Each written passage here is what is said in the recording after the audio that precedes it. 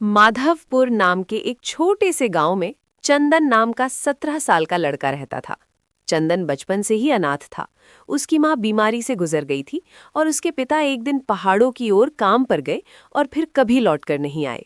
गांव के मुखिया और उनकी पत्नी ने उसे अपने बेटे की तरह पाला। चंदन बड़ा हुआ तो उसके मन में हमेशा एक ही सवाल रहता, मेरे पिता आखिर गए कहाँ। एक दिन उसने ठान लिया कि अब वो खुद कुछ काम करेगा। मुखिया ने उसे पास के पहाड़ी जंगल में जड़ी बूटियां लाने की सलाह दी। अगले दिन चंदन टोकरी लेकर जंगल की ओर चल पड़ा। जंगल में अचानक उसकी नजर एक चमकते हुए सफेद हिरण पर पड़ी। वो हिरण सामान्य नहीं था। उसकी आंखें नीली थीं और उसके सींगों से हल्की रोशनी निकल रही थी। चंदन हैरान रह गया।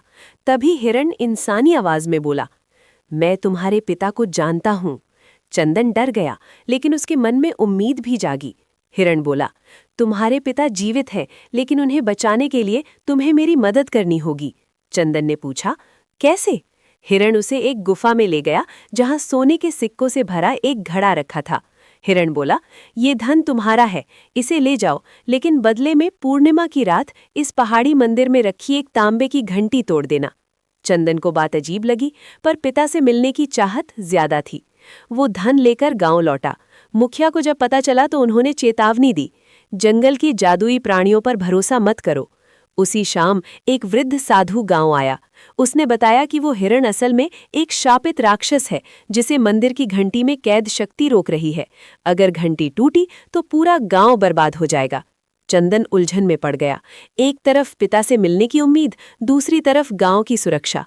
पूर्णिमा की रात वो मंदिर पहुंच गया। हिरण भी वहां आ गया। हिरण बोला, घंटी तोड़ दो, तुम्हारे पिता तुम्हारे सामने आ जाएंगे। तभी मुखिया और साधु वहां पहुंच गए। साधु ने सच्चाई बताई, सालों पहले तुम्हारे पिता ने इसी राक्षस को रोकने के लिए अपनी जान दी थी। उनकी आत्मा उसी घंटी की शक्ति में समाई हुई है। अगर तुम घंटी तोड़ोगे, तुम्हारे पिता की आत्मा भी नष्ट हो जाएगी और राक्षस आजाद हो जाएगा। चंदन की आंखों में आंसू आ गए। राक्षस बोला, ये सब झूठ है, तुम्हारे पिता जिंदा हैं। चंदन कुछ पल चुप रहा, फिर उसने सोने का घड़ा उठाया और उसे खाई में फेंक दिया। उसने कहा, अगर मेरे पिता सच में बहादुर थे तो मैं भी उनकी तरह सही रास्ता चुनूंगा। इतना कहकर उसने मंदिर की घंटी को हाथ जोड़कर प्रणाम किया। अचानक सफेद हिरण अपने असली राक्षसी रूप में आ गया। वो गुस्से में चंदन पर झपटा। तभी घंटी अपने आप बजने लगी और तेज प्रकाश निकला। राक्षस उसी रोशनी में जलकर राख हो गया। जंगल फिर से शांत हो गया। साधु ने बताया, तुम्हारे पिता ने सच में बलिदान दिया था।